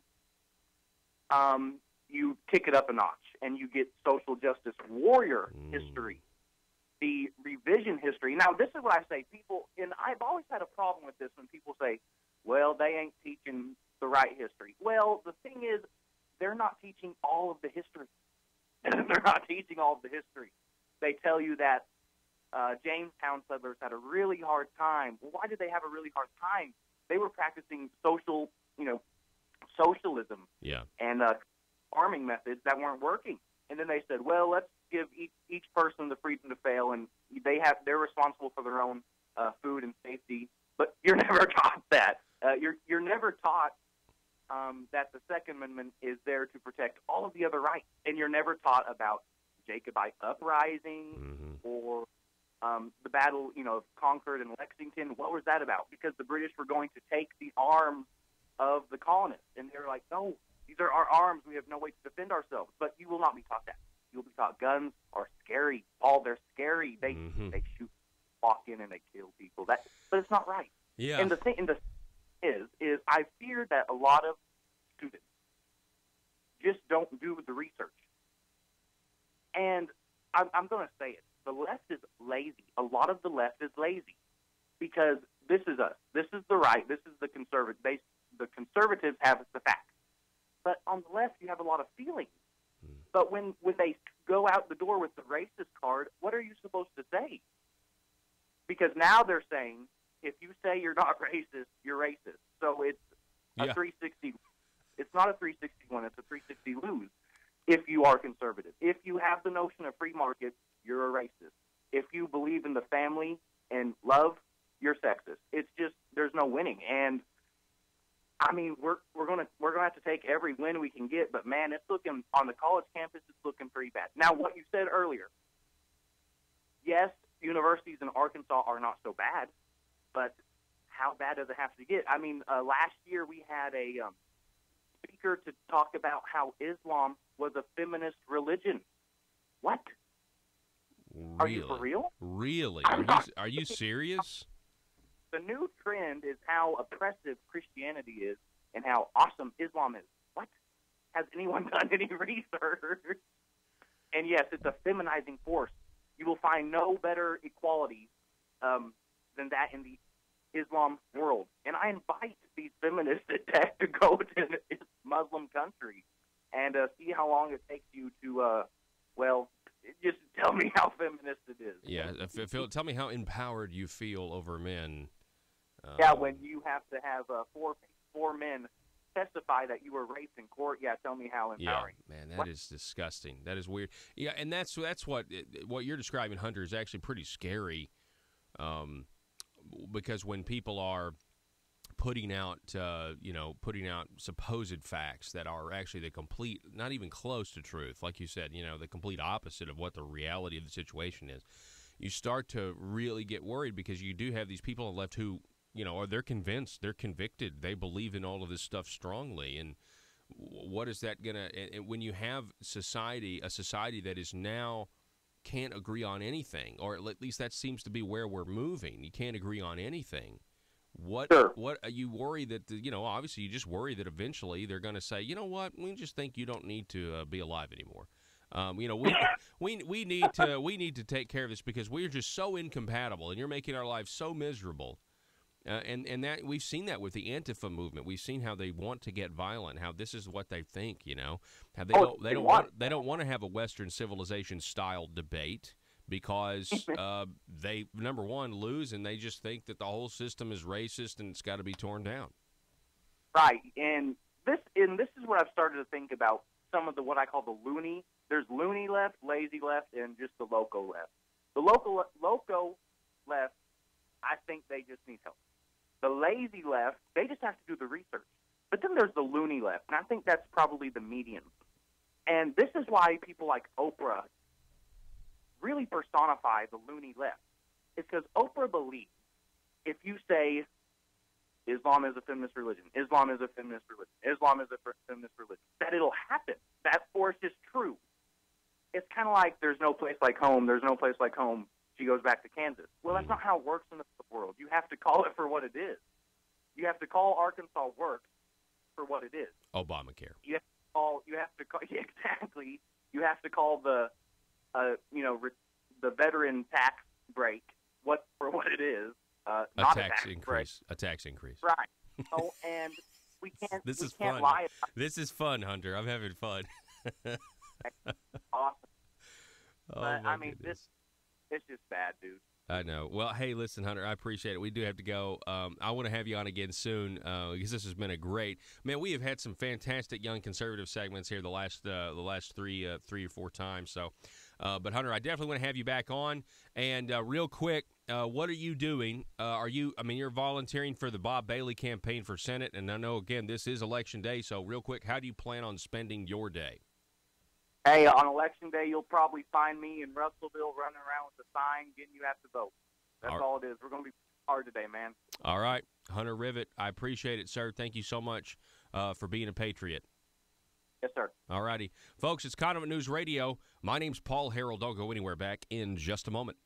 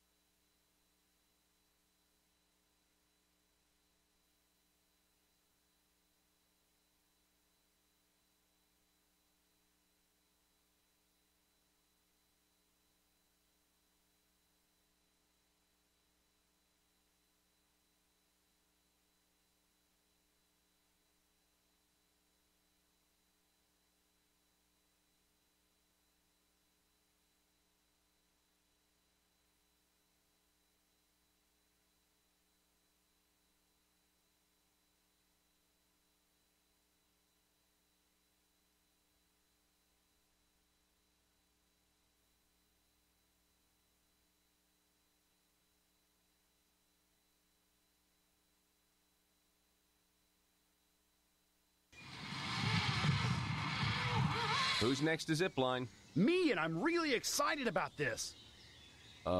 Sir, I'm sorry. The Zipline has a 350-pound weight limit, and frankly, I do not think it would be safe for you. Oh, that's okay. I self-identify as 180 pounds, so it's cool. Sir, that doesn't make any sense to me, and I'm afraid we can't let you ride the Zipline. You're too heavy. I'm sorry. I can't believe this. I thought we had evolved as a society. I thought this was America, but I guess this is just my plight. First slavery, and now fat-shaming. Sir, again, I'm really sorry. You listen to me. If you don't let me ride, not only will I sue this company for discrimination, I will sue you for damages because right now my feelings are so hurt And I feel embarrassed because I'm holding up the line. Wouldn't be the first time. Watch it, mister. Look, okay, I'm sorry. I just don't think it would be safe for you. You don't understand. I self-identify as skinny.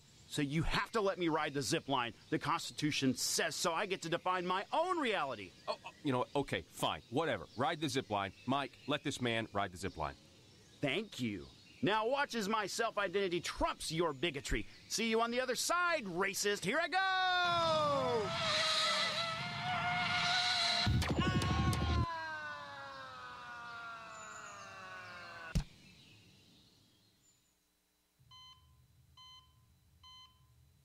Doctor, thank goodness. What's the prognosis? Sir, we've done everything we can, and you only have seconds to live. No, you cannot say that. I do not self-identify as a dead person. PHP Parody.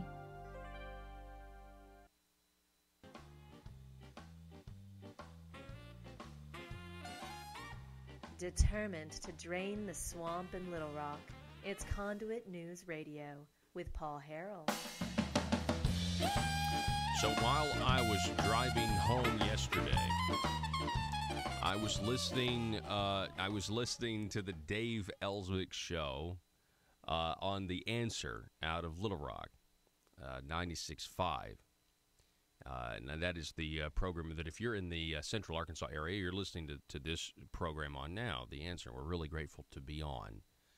And we're really grateful that you're getting this content. And I was listening during the 4 o'clock hour. I was driving through Conway, making my way back to the eastern part of the state so I could do the program for you now after being in Russellville. And I happened to catch Conduit founders Joe Maynard and Brenda Vassar-Taylor on Dave Ellswick's show.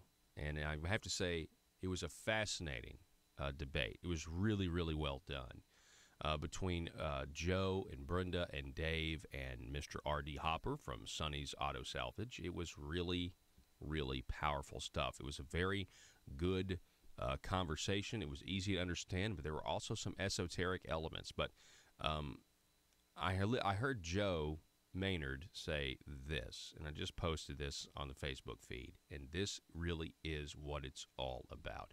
The question we need to be asking ourselves is this: why are Republicans like Asa fighting tooth and nail for a socialist health care program from a socialist president? That was the best part of the interview. Why are Republicans, and they're about to do it right now in the fiscal session, why are Republicans fighting tooth and nail for a socialist health care program from a socialist president here in Arkansas? Can you answer that question? Do they want to answer it? Do they want to even acknowledge that is what they are doing? Charlie Collins, Jim Hendren, Asa Hutchinson, Jonathan Dismang. You guys are fighting for socialism. Not only are you fighting for it, you're telling us it's the conservative thing to do. Obamacare was never about health care. It was about control and dependency. Dependency and control. Two sides of the same coin. That's what Obamacare was for. Southern states rejected it, except for us, except for Arkansas. And what Arkansas did was not only accept the control and not only accept the dependency, but they expanded it even further by paying and making Blue Cross Blue Shield rich, making lobbyists rich, making their political campaign coffers full and flush with cash. The real question is, why are Republicans fighting tooth and nail for a socialist health care program from a socialist president, Barack Obama. Back in a moment.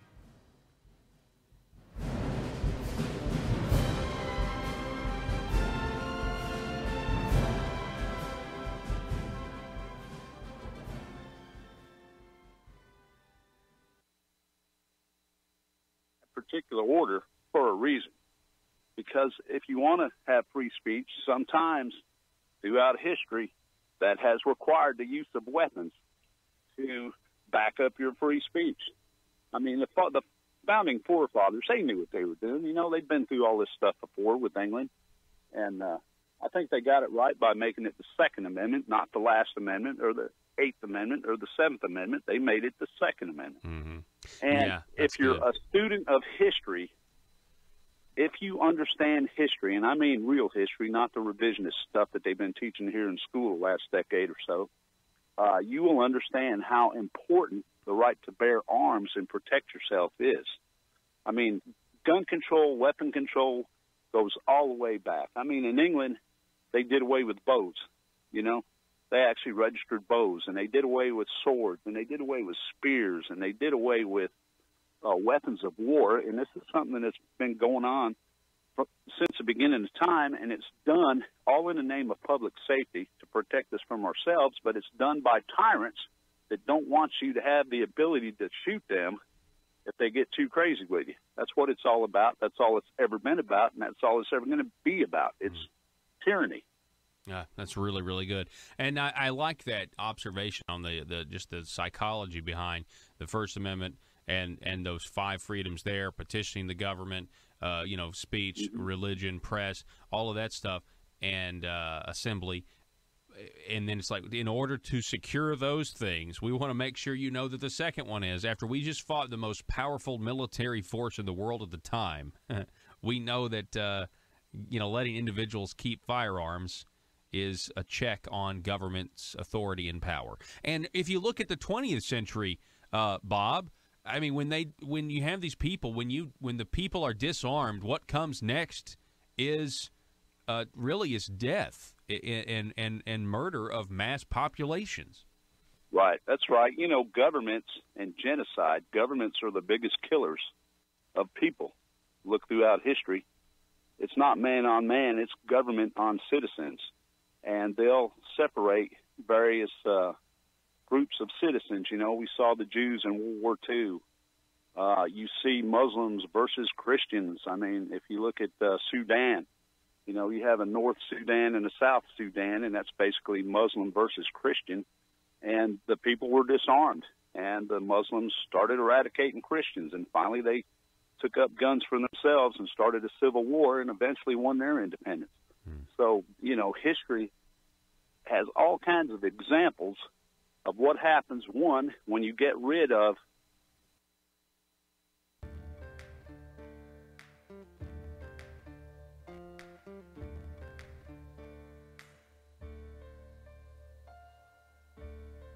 bringing you your daily dose of truth. It's Conduit News Radio with Paul Harrell.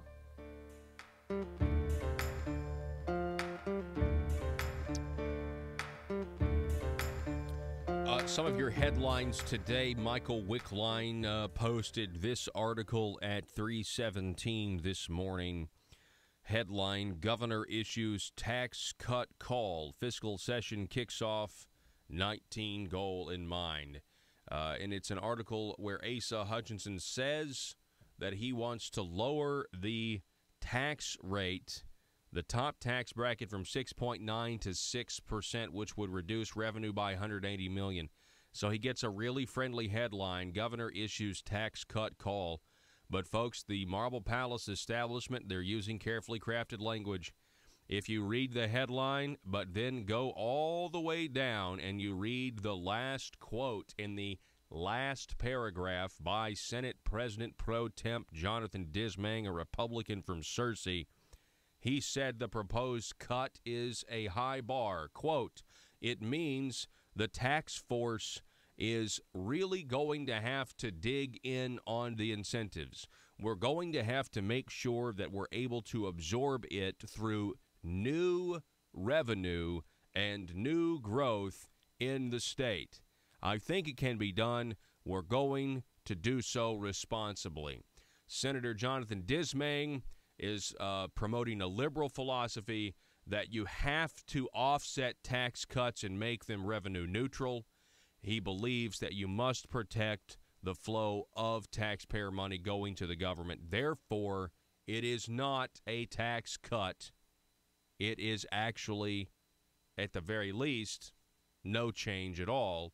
We're going to be paying more taxes or the same amount of taxes, but just in different things, different areas. Now, I think we're going to end up paying more taxes when it's all said and done. Just mark my words, because the last time they said something was revenue neutral, we ended up giving them 5.9 or 5.6 more $million, and they used the military as pawns to do it. Folks, today is the day. Today is the election, special election of Senate District 16. It's a Republican primary between Mr. Bob Bailey, Breanne Davis, and Luke Heffley, who've both received money from ASA. Breanne's received a ton of lobby support from the monolithic business industry as well. I mean, just the Marble Palace establishment. Joining us now to talk one more time about this is Mr. Bob Bailey, the Republican Senate candidate, the anti-establishment guy. Bob, good morning to you. How you doing, Paul? Good to be here. It's good to talk to you again. Yes, sir. Thanks. And it was great meeting you yesterday at that rally. We had a good time. We did. It was great. So I want everybody listening in District 16 to get out and vote, regardless of their political affiliation. I mean, but if they're listening to this show, they're probably conservative. I mean, let's be honest. But I think they know. I think they know where each candidate stands on the big issues, and I think that's important. But we were just going over District 16, and there are people listening right now in your district who are listening on KARV 101.3 FM or 610 AM. And I want you to just tell them District 16 is where? What are we talking about geographically for this district? It's pretty good size. It goes all the way from the Arkansas River at Dardanelle once you cross the bridge, and you can go right up Highway 7 until you hit Harrison city limits. We take a right turn. We go behind Clinton to Shirley. We've got parts of Boone, Carroll, and Van Buren County. There is a lot of turf in between Russellville and Harrison, and a lot of it is Ozark Mountain District, so the population is not just real high anywhere after you get after Dover. So there's a lot of turf. We've been all over it, been talking to people that have never seen an actual politician in real life. It's been fun. It's been fruitful. And I've met some great people. There's some great people up there. So there have been up there in that neck of the woods where it is more rural. There have been places for those folks to early vote, correct? I believe so. Yes. Okay. Yes. We've got some numbers in all week long. Now, some of these places are pretty remote. I think it's Monday and Tuesday. One county had 4 voters. One had 3. One had 7.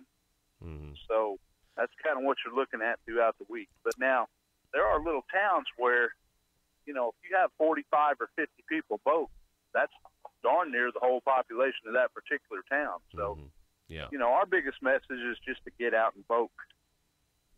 Absolutely. And I know, obviously, Russellville, that's the big population center there. I mean, it's not in the center of the district by any means, but, I mean, that's where you have a lot more votes, a lot more activity. That's why we were in Russellville.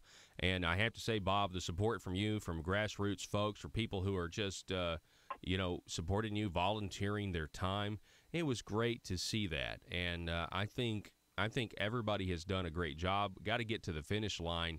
But if anything, I think we know that limited government's alive and well in Arkansas. The movement is. And we also know that the establishment, they're willing to do pretty much anything to win. Yeah. We've got probably 20 people out here on various street corners holding up signs, waving at people. Me and the wife are standing out here at the courthouse, so, if you're hearing a lot of background noise, it's because we're right here on the street.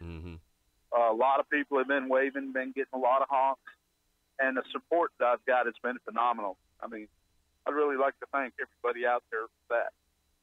Well, I tell you this much: it certainly was cold yesterday. You know, if you stand out there all day, I mean, I know it doesn't faze a guy like you, but it kind of phased me a little bit. I was pretty chilly once I left, and I left like around 3:30 or 4. You know, I mean, so you guys were continuing to stay out there as it got even colder. Yeah, we had a lot of people come by. We had a good turnout yesterday, and everybody thought it was a lot of fun. And you know, a lot of the people that came out there to see you are actually the ones that are holding signs and pumping them up and down and walking back and forth, various street corners and stuff like that. So they know we're out here. Yeah, you know, I was surprised at how many people, you know, are listening, you know, to the broadcast every morning, or they used to listen in the afternoon, and now maybe they just catch it online or something. But there was one guy in particular who had just voted for you, and his name was Paul. And Paul is, I mean, he's in great shape. He's in, I would describe him, you know, I guess as an older gentleman. I mean that is in a very nice way, but he's in great shape, and he was riding a bike. You know, did you meet Paul? Yeah, he's come by several times. Man, always had pretty interesting conversation. Yeah, absolutely. He seemed to really, you know, be engaged on the issues. Anyway, it was just the whole thing was great. And just a fun event to just get to meet folks and talk to them. And, you know, you can just tell that these people understand what the stakes are, and they just don't want, you know, the status quo, the good old boy system to continue. They just want real change. And, you know, people are supporting you, and they are, you know, putting their name with you. We heard that a lot, of just saying, hey, I know Bob. I've worked with him since 1981, and I know he's a man of character. And I know he's going to do what's right, and I know he's going to do right by the people. And you know that's got to be encouraging for you. And let me ask you this, Bob Bailey. So what are the plans today? Are you guys hanging out at the courthouse all day? When do the polls close? The polls close at 7:30 tonight. There are various places all over the county. A lot of them are local, you know. Each little township has at least one. Most of them are in churches. Mm-hmm. The main headquarters is where we were yesterday, but this area is so big that I think there's about 35 of them all over the place, various parts. So they're all being manned. We'll have people at some of them. We've got signs out at some of them, and like I said, we got people moving around now, so we got things planned for all day long. Good. We'll be back out there at the tent, sitting and meeting people. We're putting more signs out. We still got a lot. We're going to run and gun right up till about 7:30. Hopefully, we'll sit around and meet anybody that wants to. We've rented a place out on Highway 7 where we can just kind of hang out and listen to the polls. Okay. And see what happens. Okay, good. Kind of an election hangout spot. That's good to have. And you know, it'll be interesting to see the early vote. You know, the early vote turnout when that. You know, you'll get those numbers first. That's how this is going to go. You may not get them right at 7:30, but you'll get them. I would imagine you start getting them by 8. And you know, the early vote is you know, very, very always interesting to see that trend. And you know, then you got to say, well, is this trend going to continue on Election Day? Most of the time, it does. There are a few exceptions with that. But anyway, Bob Bailey, I wish you the best of luck, sir. I thank you for running in the first place and giving limited government conservatives a viable option and alternative to the Asa Hutchinson Marble Palace machine. That's about what it's going to come down to. You either like the way things are going or you don't. So we'll see. We'll know later on this evening. All right. How most people feel about it. Okay, and that's what this Democratic experiment, this Republic, is all about. Mr. Bob Bailey, I appreciate it, sir. Be safe. We'll talk to you soon. Okay. All right. Thanks, man. Good talking to you. Yes, sir. Folks, we're going to take a break, and we're going to be back here in just a moment. Don't go anywhere. This is Conduit News Radio. We're broadcasting at Facebook.com/Conduit News or over at ConduitNews.com. Check that site out. Back in just a moment. iTex is your first choice for cost-effective IT services. Protecting your business means protecting your data. Are you tired of unpredictable and expensive spikes in IT spending? Using iTex will prevent downtime and loss of employee productivity and do it all with an affordable, predictable budget. iTex is the premier managed service provider for small and medium businesses. They help their clients put IT to work to earn your business more money, and you should contact them today for a free consultation. 870-336-9778. That's 870-336-9778 or itexusa.com.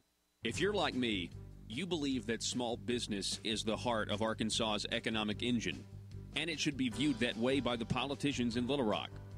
Conduit for Commerce also believes, like you and I believe, policies that achieve less regulation and lower taxation help small business in Arkansas thrive. Other policies like small, constitutionally consistent government and reducing citizen dependency on government keeps it from growing and expanding its influence on our daily lives. Conduit for Commerce works every day to educate the general public and legislators on these important priorities in the name of Arkansas small business. By the way, contributions to Conduit for Commerce are tax deductible. Log on now to conduitforcommerce.org and click on Contact Us on the right side of the page. That's conduitforcommerce.org. Go there now and learn the facts on protecting small business in Arkansas.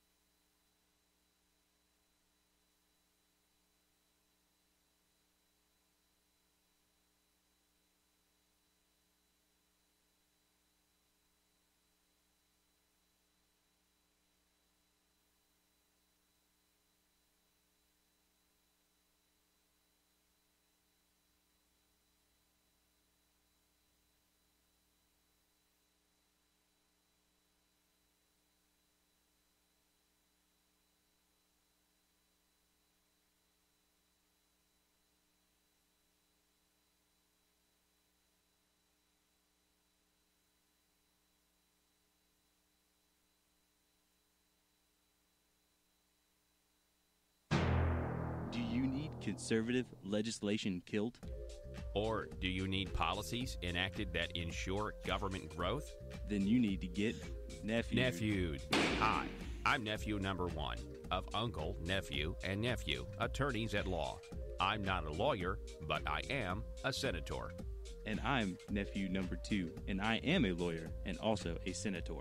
Are you the victim of a recent accident in which the voters in your community mistakenly elected a limited government conservative who is now actually implementing the ideas he or she campaigned on? That's right, nephew number 1. Don't be a victim of democratic elections any longer. At Uncle, Nephew, and Nephew, we are committed to killing limited government legislation and promoting bills that increase the size of government by using any tool at our disposal. Because sometimes the truth of the matter is, principles get in the way of pragmatism. Just listen to some of our great testimonials.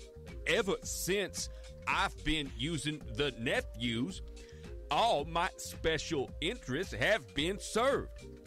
As long as you make sure your contract says lobbying services are prohibited, then the legal services of Uncle, Nephew, and Nephew are legal.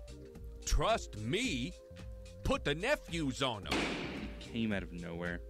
I was blindsided last election cycle when my well-funded and paid-for politician lost to some grassroots limited government voters. But then I hired the nephews, and they killed all the conservative policies the voters wanted. I got nephewed. I got nephewed too, and so can you. Uncle, Nephew, and Nephew will accept compensation via campaign contributions. Put the nephews on them. PHP Parody.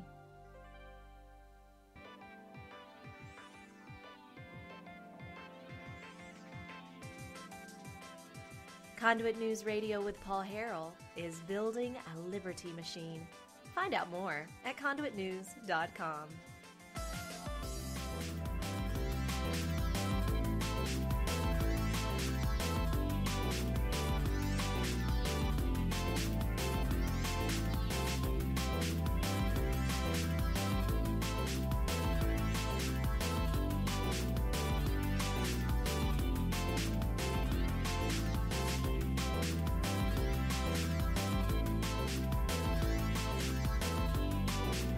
All right, well, welcome back. Kind of in the home stretch here. Let's see, what do we have here?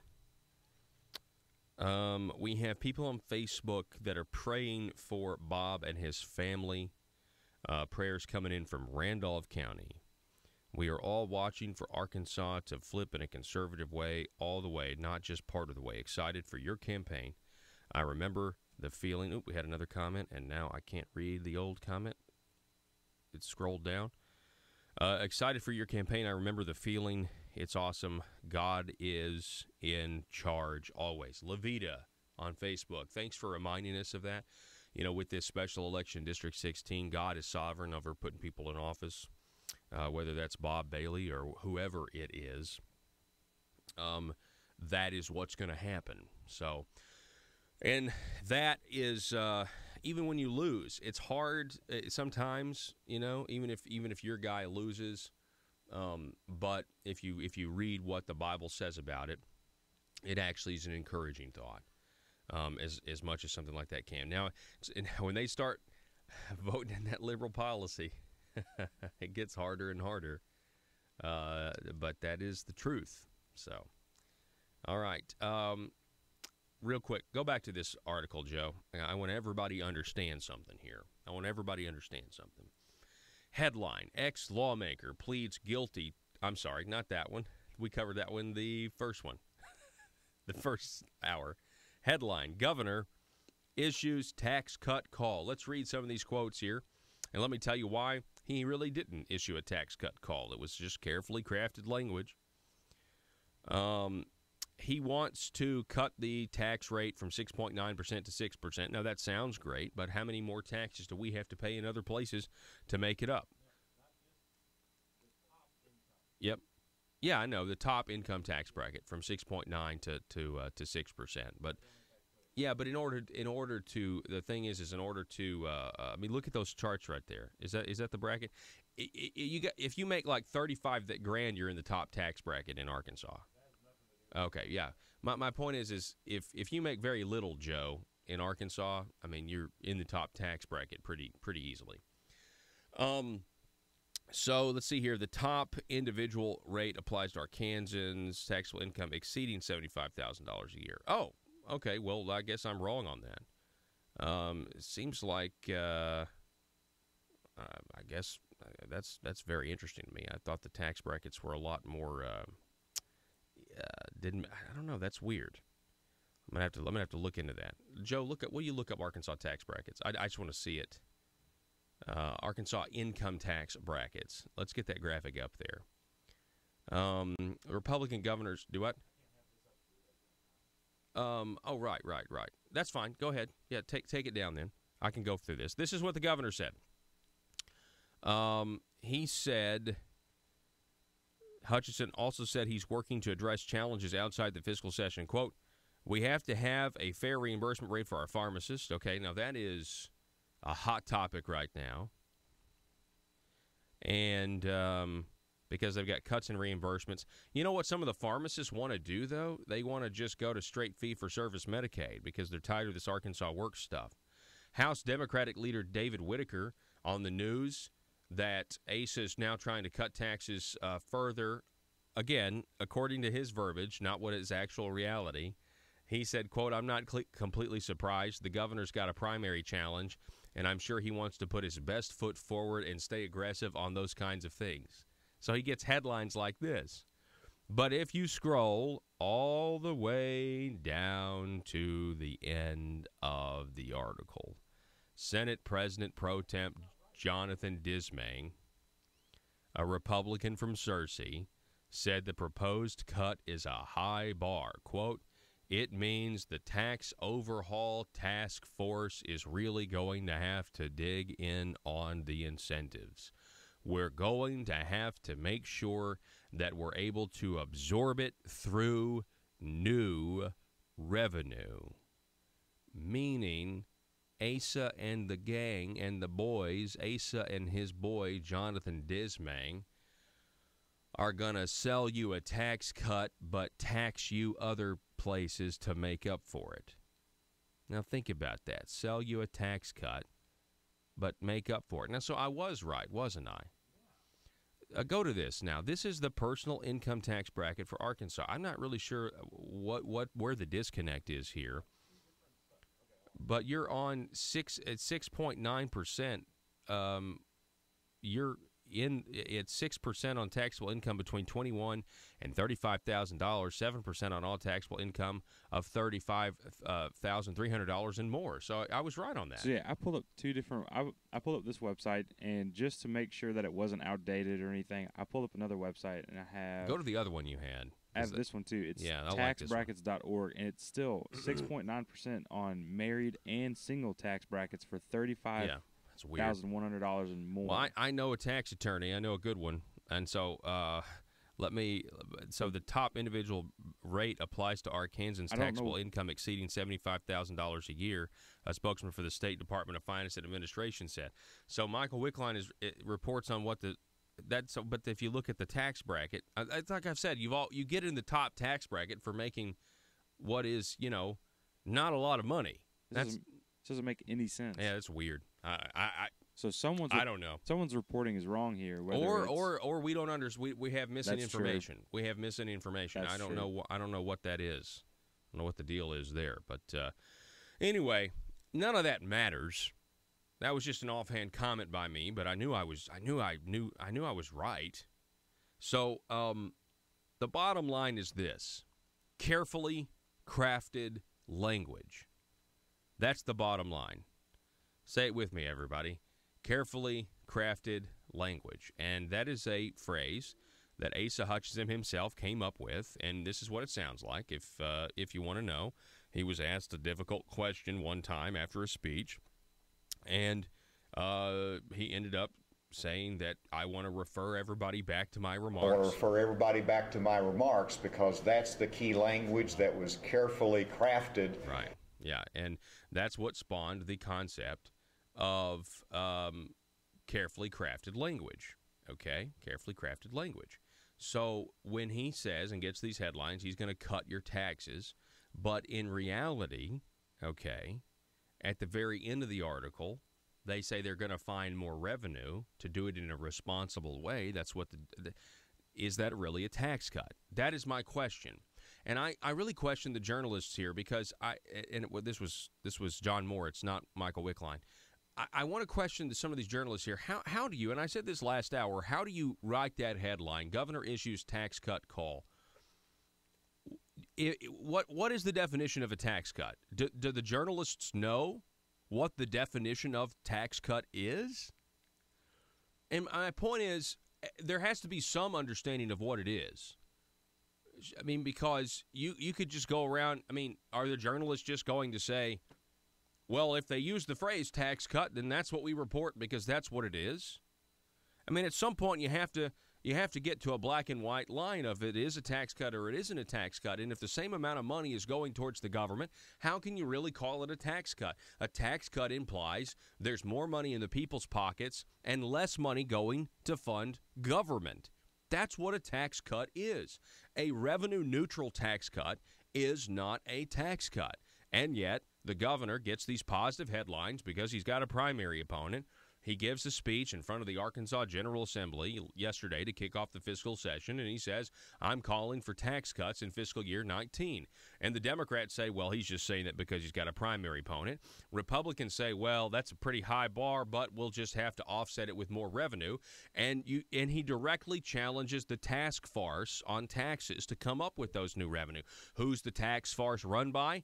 The governor's nephew, Jim Hendren. And when I say the tax farce is run by Jim Hendren, you should talk to some of these people on the tax farce because, in all seriousness, they don't know what's going on. But Jim Hendren apparently does. And he is the arbiter, the guardian, if you will, of information because he is controlling the legislature.